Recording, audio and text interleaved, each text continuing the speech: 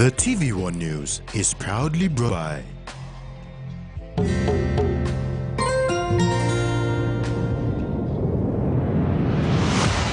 BSP, our bank, our people.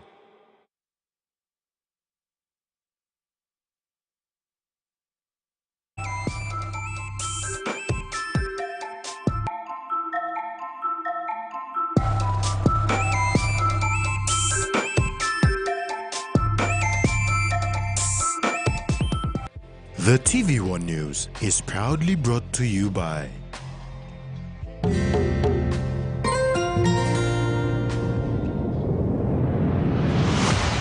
BSP, our bank, our people.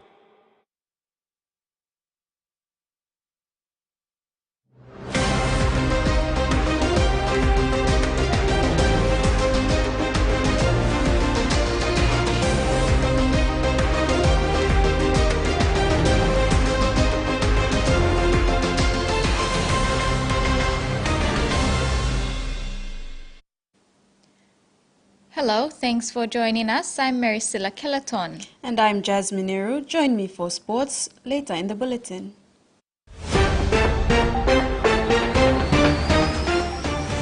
In this edition, Prime Minister arrives in Gabon for One Forest meet. Maprig election petition dismissed. And Mosoro is DJUG acting secretary.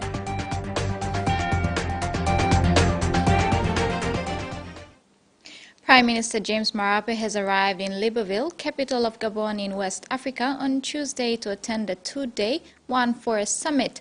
Marape was warmly welcomed to Gabon by the Prime Minister. Arrival in capital Libreville at 4:30 p.m. PNG time on Tuesday. Prime Minister James Marape is currently in Gabon, West Africa, to attend the two-day One Forest Summit. The Prime Minister will deliver the country's statement and hold bilateral discussions with the presidents of the republics of Gabon and France and other leaders on how to protect and preserve the rainforest of the world in a sustainable manner. It will be a useful summit for action for the large-scale implementation of certain decisions that are vital for the future of our planet. The Libreville meeting, commencing today, March 1st and 2nd, 2023, aims to lead to new commitments and concrete initiatives concerning the advancement of knowledge and the promotion of scientific cooperation on forest ecosystems, the promotion of sustainable value chains in the forest sector, the development of innovative sources of financing, notably by exploring market-based solutions for biodiversity conservation. The One Forest Summit also expects to promote solidarity between the world's three major tropical forest basins, the Congo Basin, the Amazon forest, and the forests of Southeast Asia, including PNG. Freddie Moe, TVWAN News. Community advocacy organization Act Now has reported that over 30 large-scale logging projects appear to be operating in defiance of a court ban issued by Deputy Chief Justice Ambeng Kandakasi in June 2021. In its research, the non-government organization discovered that together the logging operations accounted for 40% of Papua New Guinea's total log exports in the 12 months from July 2021. In June 2021, Deputy Chief Justice Ambeng Kandakasi placed an immediate ban on any logging in timber rights purchase areas until the PNG Forest Authority and a number of other government agencies provide the court with a series of detailed reports on all logging operations in the country. Justice Kandakasi was adjudicating in a legal case brought by landowners from Umboy Island in Morobe Province, challenging the legality of logging on their customary land.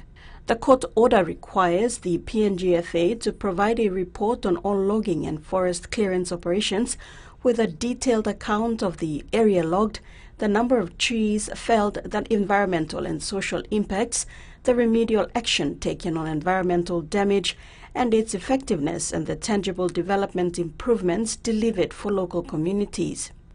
Yet, despite the ban, ACT now has identified 31 logging operations in 29 TRP areas that have exported logs since the ban was imposed. In the first 12 months after the ban, PNGFA records show 1,179,588 cubic meters of logs valued at 422 million kina were exported from the TRP areas by 26 foreign-owned logging companies.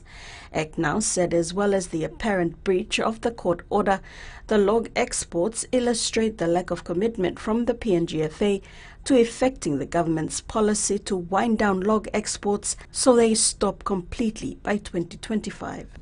Salome Vincent, TV1 News.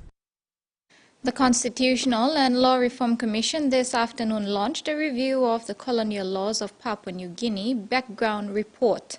The report emanated from a direction from the CLRC commissioners in 2013 as a response to the call by the government at the time to each government agency to contribute to the realization of Vision 2050.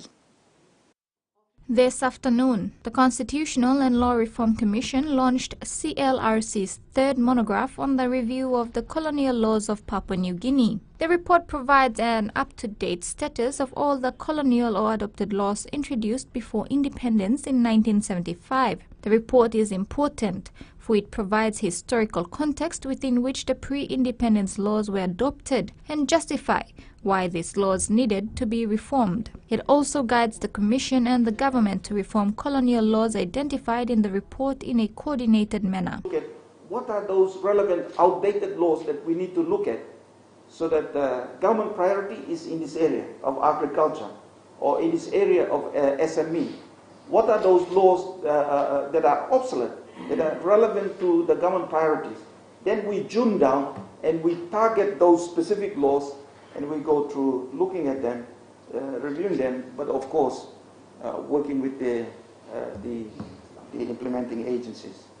The report highlighted that between 1975 and March 2020, PNG has adopted 480 colonial laws from Australia. 28 of those laws have been repealed without replacement. 12 have been merged with other laws, and 123 were replaced by new acts. This book will provide a clear guidance for both the CLRC and other implementing state agencies, some of whom are present here today, to review these old foreign laws in a focused and coordinated manner in keeping with the country's development progress and future, and in the spirit of Papua New Guinea ways. Review of the colonial laws is one of the important processes that the constitutional framers had in mind before independence to fully decolonize PNG from its colonial past. This process under the CLRC mandate must lead to the development of the country's indigenous legal system, something the constitutional framers could not do because of time and capacity constraints. 98 Royal Papua New Guinea constabulary prosecutors from around the country recently graduated with certificates and diplomas after successfully completing a course in police prosecuting. The prosecution's qualifying program was designed by the Papua New Guinea-Australia Policing Partnership Prosecutions Advisor in 2020. This was in line with the PNG National Qualifications Framework and was the catalyst for the Bamana National Centre of Excellence, RPNGC's training college, in obtaining registration as a recognized private training provider. PNG APP Mission Commander Jamie Strauss said this graduation is a significant milestone for the RPNGC and the PNG APP and the realization of a key mission design outcome, delivering training that translates to improved outcomes for the RPNGC and the community. The PQP is aimed at providing prosecutors with the requisite knowledge and skills to effectively perform their role and requires intense commitment. The PNG National Research Institute yesterday facilitated a seminar on education, training and accreditation for manpower needs in Papua New Guinea. The seminar brought together key government agencies in the space of labor and training and also private partners to dialogue on manpower issues facing the country. On Tuesday, 28 February, the PNG National Research Institute facilitated a seminar on education, training and accreditation for manpower needs in Papua New Guinea. The seminar is part of the PNG NRI Council Chairman's Seminar Series. PNG NRI Director Dr. Osborne Sanida says there is a problem in the labor market due to the mismatch between labor supply and the demand. He explained that the labor supply is what comes out of the training and education system, whilst the demand refers to employers. He said demand is limited, while supply is never ending in society. Where is the missing link here? Needs-based. We're addressing employers, the training providers, but why can't we as a government put our priorities out there, our training needs, national training priorities or national training needs, so that everyone out there, whether you're providing training as a training institution, individual training institution, or as a training unit or division in a company. So if we can put it out there, that these are the national training priorities, and that's what Chairman alluded to. If you can identify those, then the companies, the training providers, while addressing their needs, they can also address the needs of the country.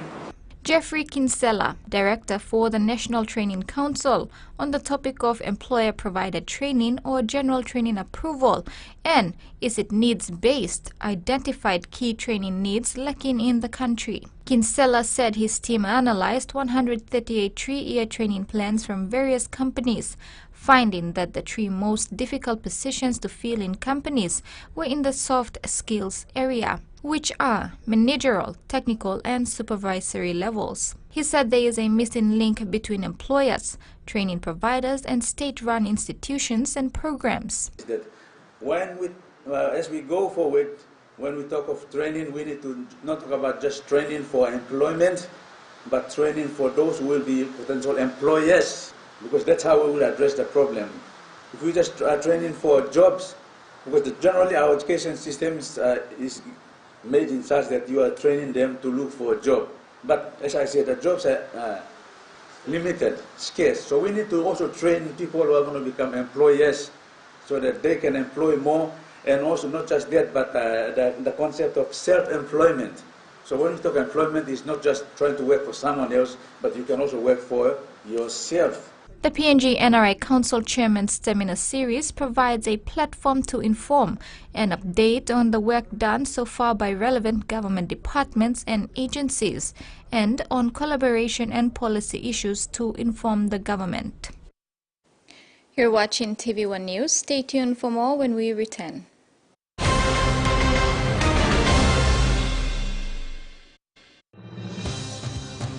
With BSP Internet Banking, you can enjoy your banking at home, at work, or wherever you are. BSP Personal Internet Banking allows you to view your accounts and transactions, transfer money, bill pay, schedule future payments, or access your bank statements. Visit your nearest BSP branch to register now. BSP Internet Banking, the smarter way to bank. BSP, our bank, our people. Great Crusade of Miracles and Power with Pastor Jonathan Pine. I can't hear well. So what I did, I put the miracle water inside and I kept on praying, spraying all the time and praying at the same time. And so now I can hear you whisper out there, so I can tell you what you're whispering about. Join us at Sir Ignatius College Sports Stadium on Saturday, March 4th at 10 a.m. Call now to reserve your seat. 7422-9960 or 7899-8678.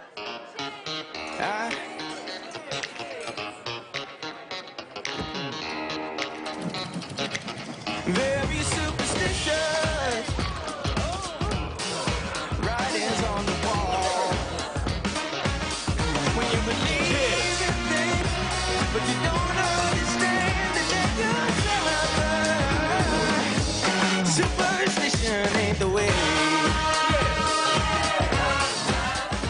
It's that time again. Scale Rice is giving you the chance chance to win some Scout School money for 2023. Over 220 winners, 4 fortnightly draws, that's 55 fortnightly winners. Cash prizes starting at 1,000 kina, 2,000 kina, 3,000 kina. They also have consolation prizes of 500 kina. Buy any scale rice or ori rice to enter the promotion for your chance to win the Scout School money. Terms and conditions apply. Skull Rise, the Grain Changer. Open Nets.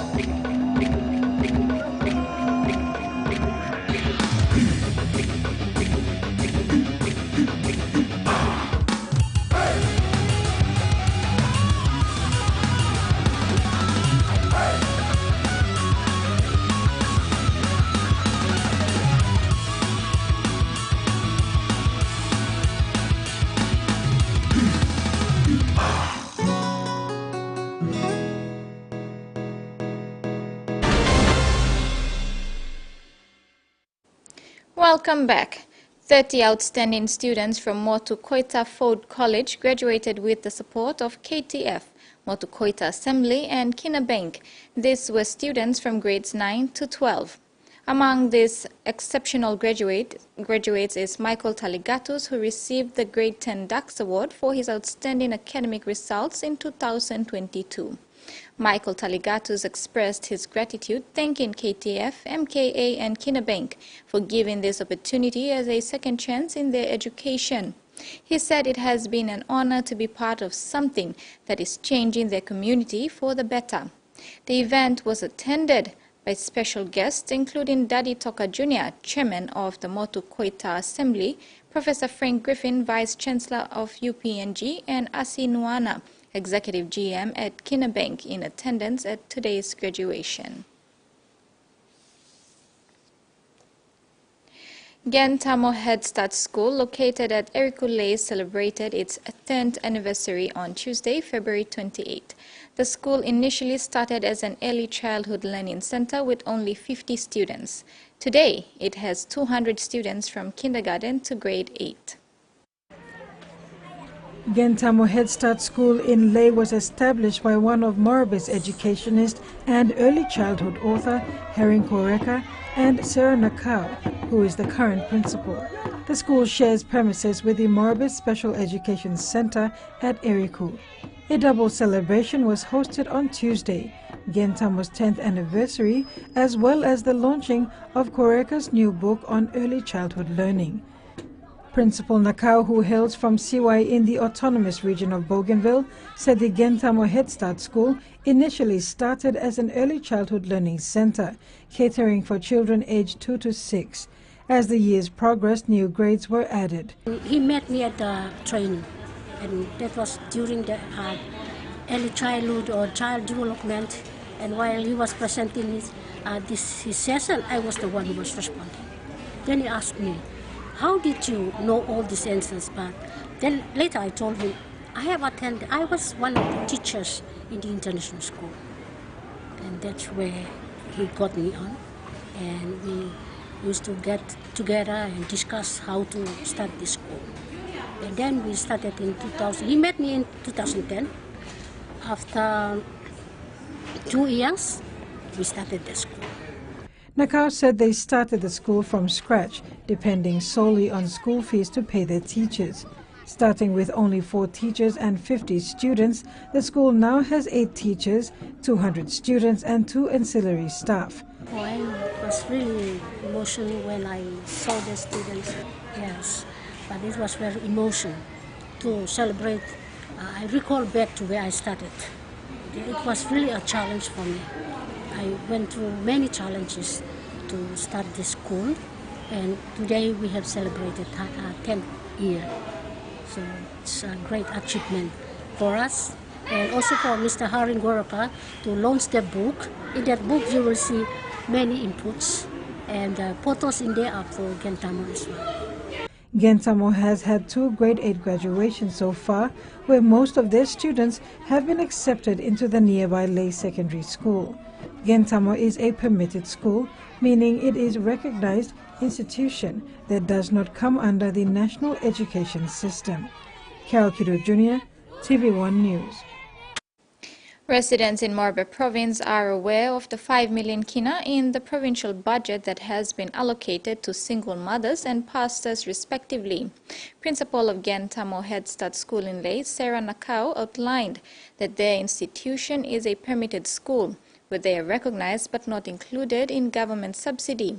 She asked if permitted schools like Gentamo could be included in the provincial budget, as they contribute to nation building as well. Why not recognizing us the permitted schools also? We are not on the subsidy, but we are providing what the government agency schools are providing. When I read that the governor of Morbe is providing some kind of a budget for these preachers and all those, then I was asking, why not they also provide some budget or put an budget for permitted schools like us. We also contribute to the child's learning and the development of Papua New Guinea. Schools need to adhere to the minimum operating standard if they want the National Department of Education to recognize them. Assistant Secretary of Early Childhood Education, Michael Mera, outlined that upon request by the Provincial Education Board, a school inspector will visit the proposed institution to see whether it has complied with the minimum operating standard. Some of the factors that will be taken into consideration include infrastructure, the general environment, catchment areas, and teachers. The inspector then presents the report to the PEB, who will make a provincial recommendation to the General Education Division within the Education Department. From there, the recommendation will be given to the Education Secretary for his approval and endorsement. Follow that minimum operating standard and follow that process. And once that process is completed and is approved, then that institution is now recognized. So then, when the institution is recognized, then whatever the department gives in terms of GTFS is then can be done. Whatever in terms of training for teachers can be done. Whatever in terms of funding allocated for schools can be done, because they have followed that process. So that's how the department would like to see the establishment of early childhood schools and centers in Papua New Guinea. Steamships Trading Company has reported strong 2022 results due to PNG's economic recovery from COVID-19. The company's revenue increased by 12% to over 600 million kina, and the dividend rose to 1 kina 20 toya per share. The hospitality and property divisions improved, while the integration of logistics businesses continued. Supply chain constraints and inflationary pressure affected the company, but it remains well positioned for growth as the economy improves. Steamships remains committed to improving productivity and identifying opportunities for growth in Papua New Guinea. The EU Straight PNG program, led by the International Labour Organization, is rehabilitating 3 farm-to-market access roads in Papua New Guinea's Sepik region. The roads will serve over 40,000 villages, primarily cocoa, vanilla and fisheries farmers, and improve access to markets, public facilities and community service centers. EU Straight PNG is working to improve access to markets for cocoa, vanilla and fisheries farmers in the Sepik region of Papua New Guinea. In February of this year, partner organization, the International Labour Organization, began rehabilitating 3 farm-to-market access roads in the East and West Sepik provinces, totaling 38.08 kilometers to service over 46,500 villages, mostly farmers. Once completed, the roads will enable sustainable growth of agribusiness activities and broader social and economic benefits. The rehabilitation work will include properly constructed roads upgrade, sub-bases and drainage structures, as well as improved alignments. Contractors were selected through stringent ILO procurement and tendering processes and have 12 months to complete their work, followed by a 12-month defects liability period. The Deputy Provincial Administrator of East Sepik Province highlighted the need to increase crop and product volume and access markets. ILO specialist Louis Okello said that the roads will also benefit expectant mothers who previously walked long distances to reach the main road. And the project aims to create an enabling environment for the farmers to sell their produce to the markets.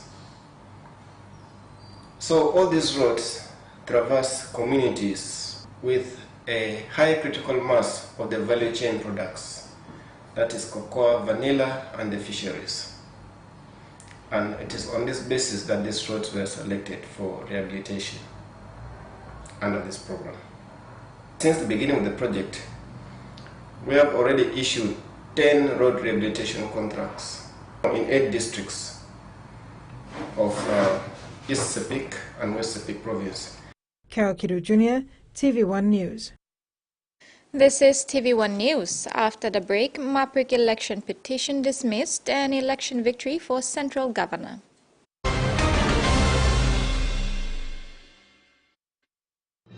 Experience a convenient and smarter way to do your banking with BSB Mobile Banking. You don't have to leave the office or your home to pay for bills. You can view your account balance, transfer funds, top up phone credits, or purchase easy paid units wherever you are. Visit your BSB branch today to register now for BSB Mobile Banking. BSB Mobile Banking, the smarter way to bank. BSB, our bank, our people. When you're spending time with family, when you've got a big day ahead, when you have given it all you've got, when you're putting on a feast, that's when you want the best.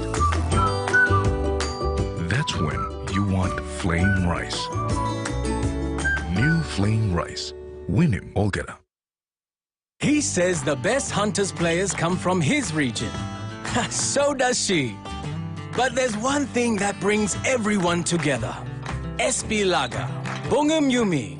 Cheers to 70 years.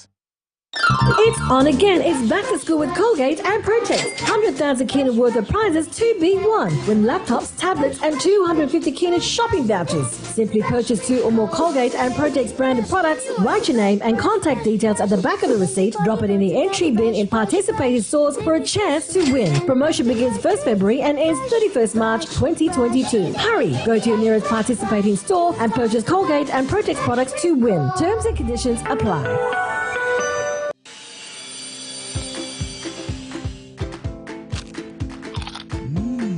Right across the nation, we eat snacks crackers.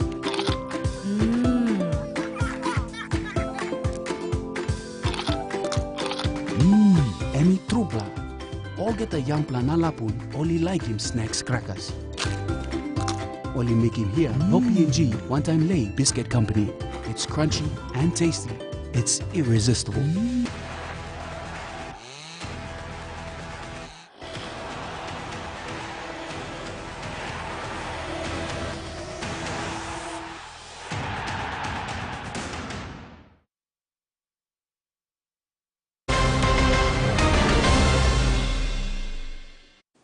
Welcome back. The National Court has dismissed an election petition challenging the declaration of Gabriel Caprice as member for Maprik in the 2022 National General Election. The petition was filed by former MP and election runner-up John Simon. Justice Elenas Batari dismissed the case based on incompetency and insufficient evidence. 2022 National General Election declared member for Maprik Gabriel Caprice and his supporters were relieved after the court dismissed an election petition filed against Caprice win. The Court of Disputed Returns struck out 5 grounds filed and relied upon by the petitioner and the runner-up candidate John Simon, including errors and omission, illegal practice and bribery. Justice Elenas Batari dismissed the case on incompetency and insufficient evidence to support the allegations. Outside the courtroom, Gabriel Caprice thanked the court for its favorable decision. I'd like to thank the court for the great decision today. I'm very pleased. The court has assessed all the evidence, and the evidence from the petitioner didn't come good. So finally, the court has made a decision for me as a winner. So I'd like to encourage my people of Maprik to be calm, because I'm now able to be free to deliver the service for people of Maprik. During a press conference today, the member said the win is a big relief for the people of Maprik. He can now concentrate on service delivery. So, as a member, I'm now relieved. I can now honestly tell my people of Maprik that I'm now free and able to deliver the projects effectively. I'm not new to this position. I've been out of politics since 2012. I've been out of politics for 10 years, so now I'm back again after 10 years. I know exactly how to go about delivering service to my own district. So, being once a senior minister in the previous government, I know the importance of district development services and the funding allocated each year to deliver the services. And I can honestly tell the people of Maprik that my priorities are education, law and order, SME, health services. Jumaima Sukbat, TVWAN News. Meanwhile, the member for Maprik, Gabriel Caprice, is calling on the supporters of the former MP for Maprik to voluntarily return vehicles to the district headquarters, vehicles that were purchased under the district administration. Caprice said he will apply for a court order to allow police to impound those vehicles. Following the outcome of the court decision on the Maprik election petition on Tuesday, 28 February, in favor of Caprice, he is also calling on the 5 LLG ward presidents of Maprik to work with him in serving the people of Maprik. We know those vehicles where they are, and I'm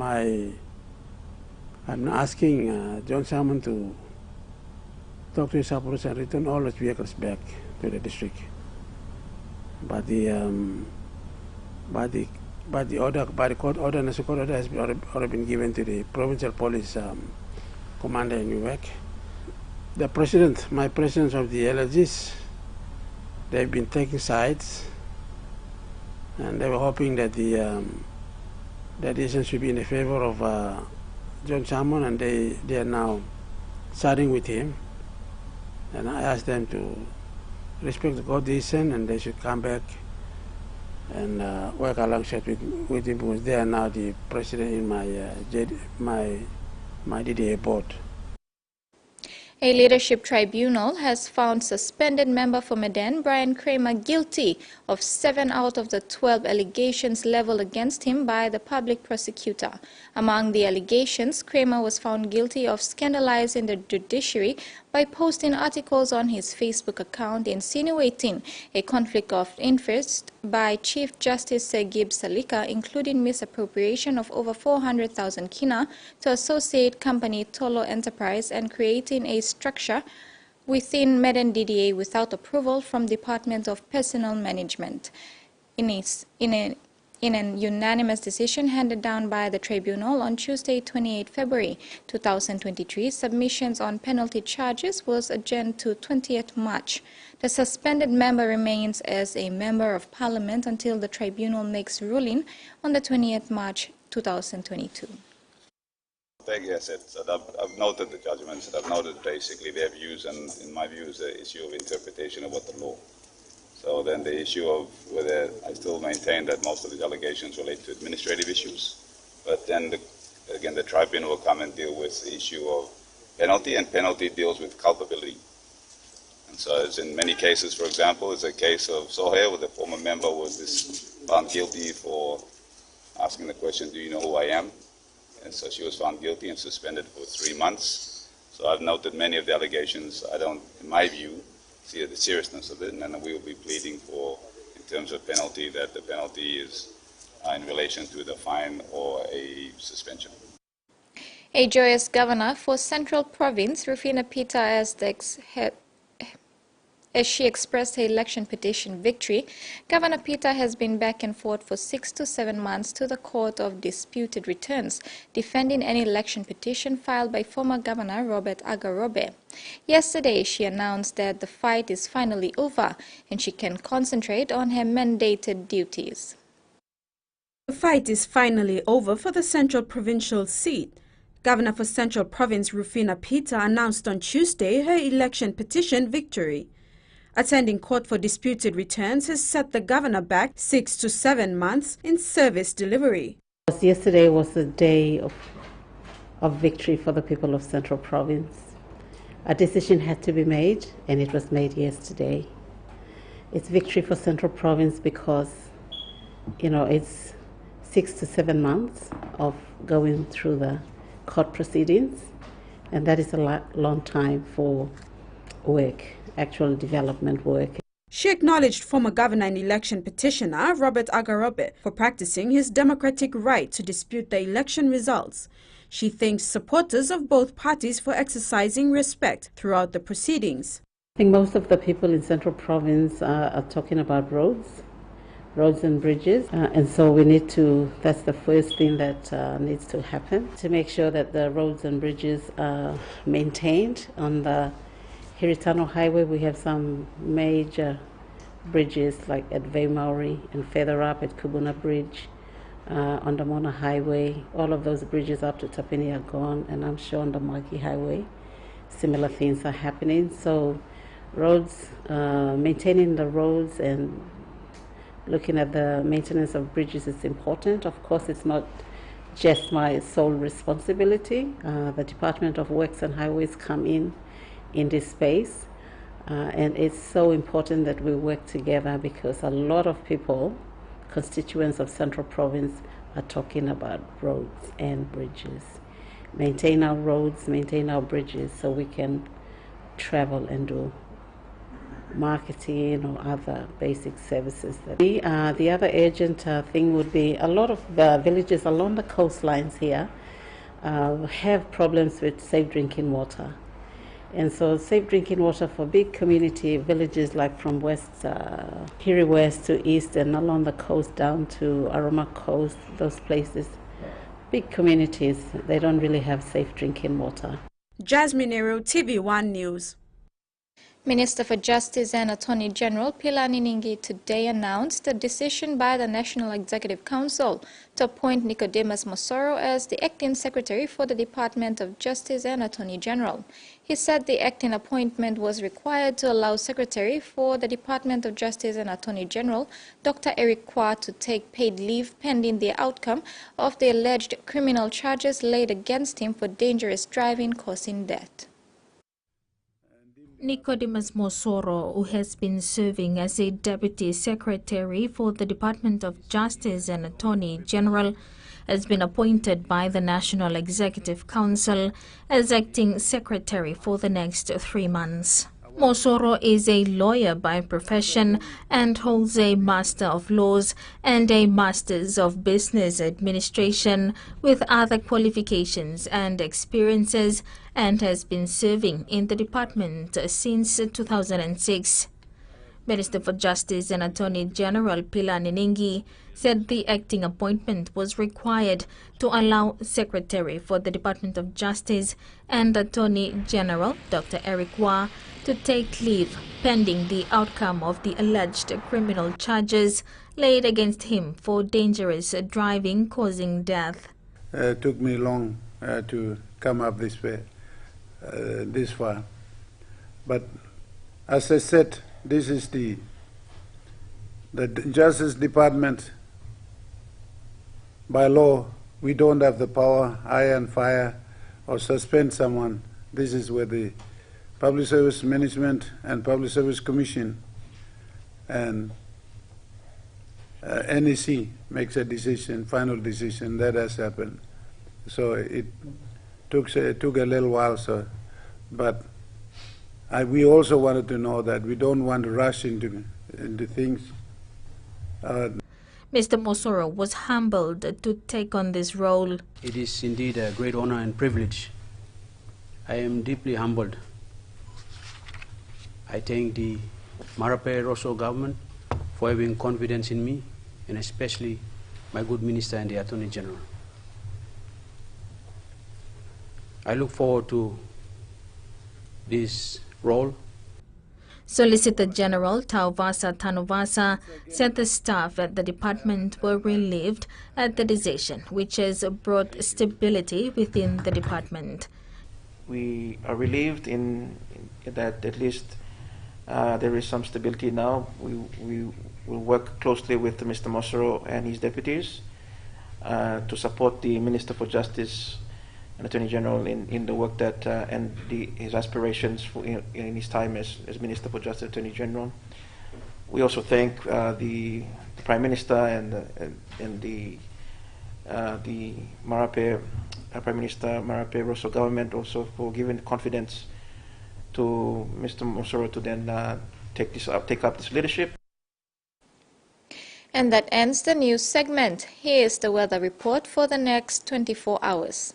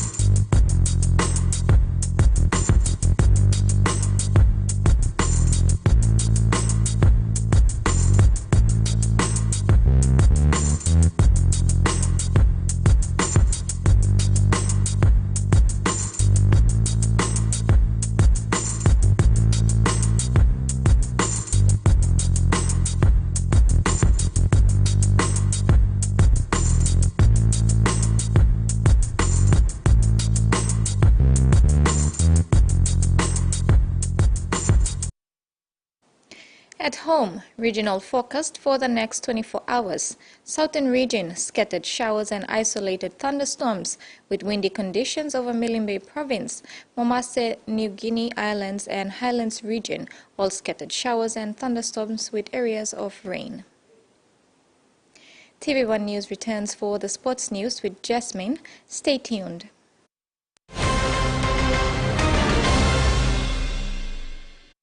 Great Crusade of Miracles and Power with Pastor Jonathan Pine. I can't hear well. So what I did, I put the miracle water inside and I kept on praying, spraying all the time and praying at the same time. And so now I can hear you whisper out there too. I can tell you what you're whispering about. Join us at Sir Ignatius College Sports Stadium on Saturday, March 4th at 10 a.m. Call now to reserve your seat. 7422-9960 or 7899-8678. When you're spending time with family, when you've got a big day ahead, when you have given it all you've got, when you're putting on a feast, that's when you want the best. That's when you want flame rice. New flame rice. Win him, Olgeta.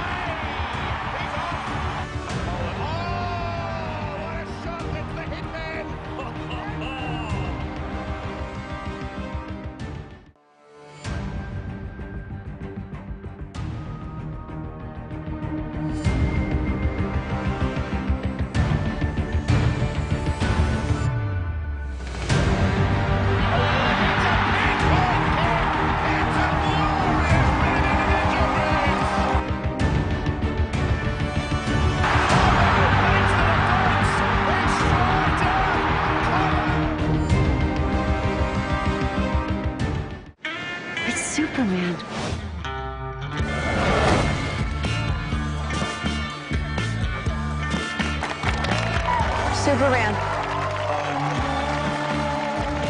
I love you. This is why I was sent here, to be Superman. Don't lose hope. New season, Superman and Lois, premieres March 15th, Wednesday on Warner TV.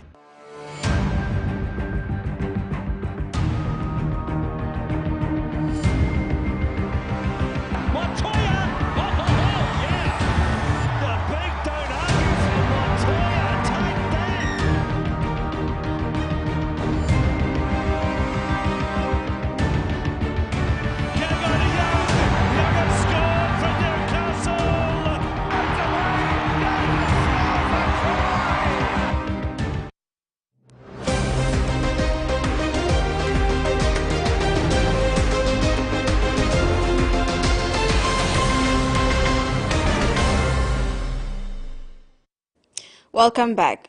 In sports, the PNG Hunters left for Fiji yesterday to participate in the Melanesian Bowl Challenge against the Fiji Kaiviti Silktails from NSWRL's Australia Ron Massey Cup this Saturday, March the 4th. The match will be played to honor both cultures. It's a second attempt by the Pacific nations to get the match off the ground.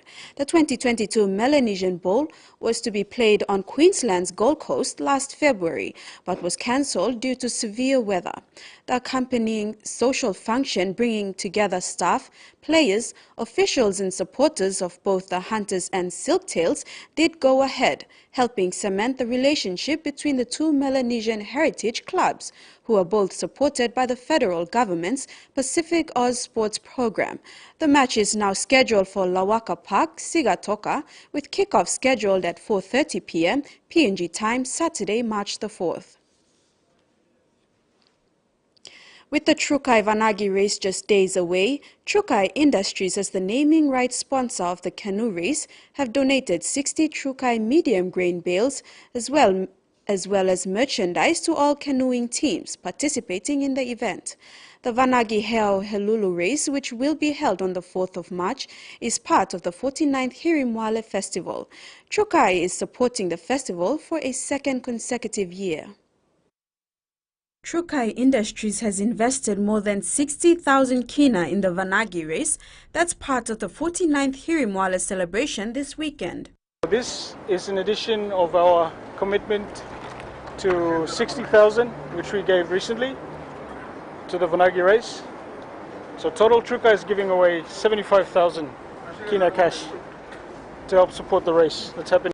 Trukai also donated today 60 Trukai medium grain bales as well as merchandise to all the participating sailors and their team officials ahead of the Vanagi Heo Helulu race.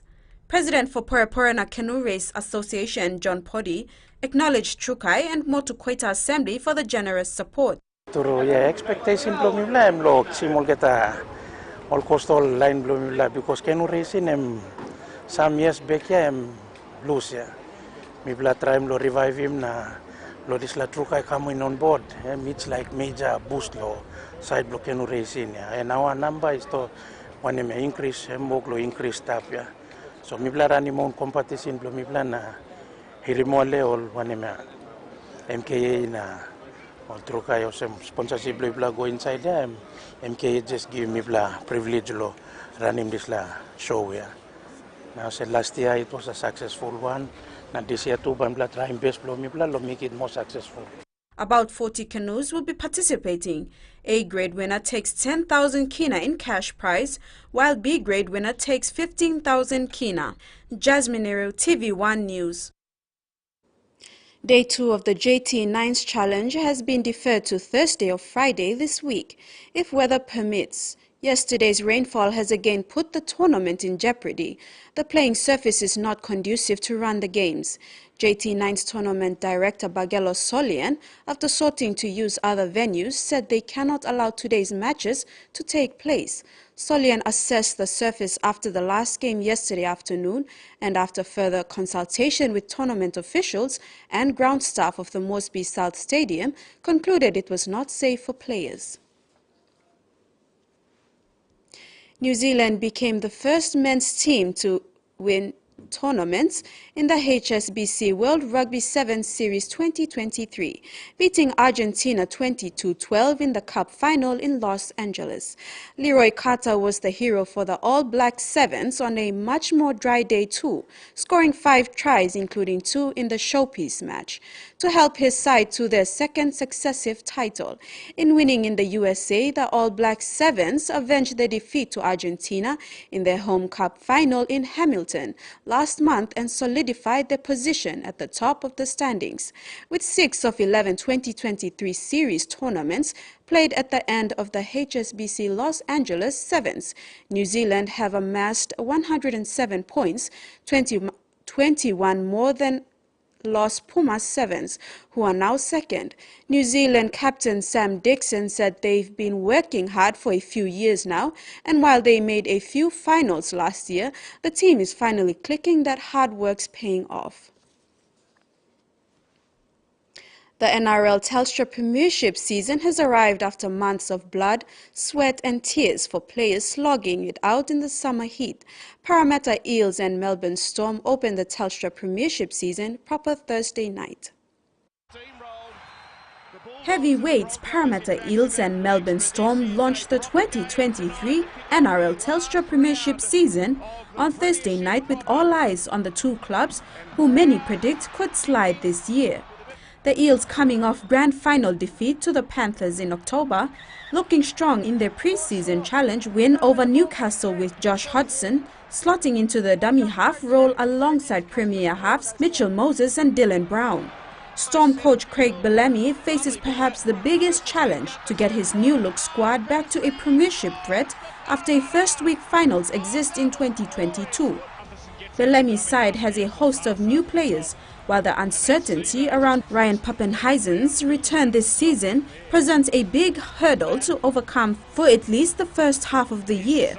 The clashes between both clubs in recent seasons has been fiery, with this one to open the year expecting to offer just as much, with each team looking to get off to a good start. Friday night doubleheader opens with an intriguing must-watch game, defending Premier's Penrith Panthers versus Brisbane Broncos. The Panthers have been the NRL benchmark for the past 2 seasons and are gunning for a third premiership in 2023, preceding by New Zealand Warriors against the Newcastle Knights at 5 p.m. Saturday's triple header will see Sea Eagles up against Canterbury Bulldogs, Cowboys versus Canberra and Sharks up against South Sydney. The opening NRL Round 1 concludes with the new NRL member Dolphins to lock horns with Roosters, followed by a classic matchup between Titans and a new-look West Tigers outfit. And that wraps up the news for tonight. Over to you, Maricela. Thank you, Jasmine. Before we go, remember to apply the following simple measures to prevent transmission of the coronavirus. Regularly wash your hands with soap and water. Cough or sneeze into your elbow. And exercise social distancing. If you're feeling sick, please stay at home. You can also call the COVID-19 hotline number for more information or assistance. Pleasant viewing. Bye for now.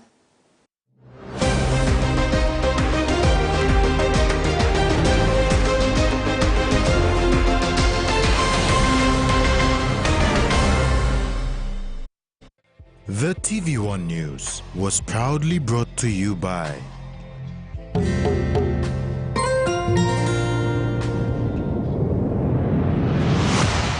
BSP, our bank, our people.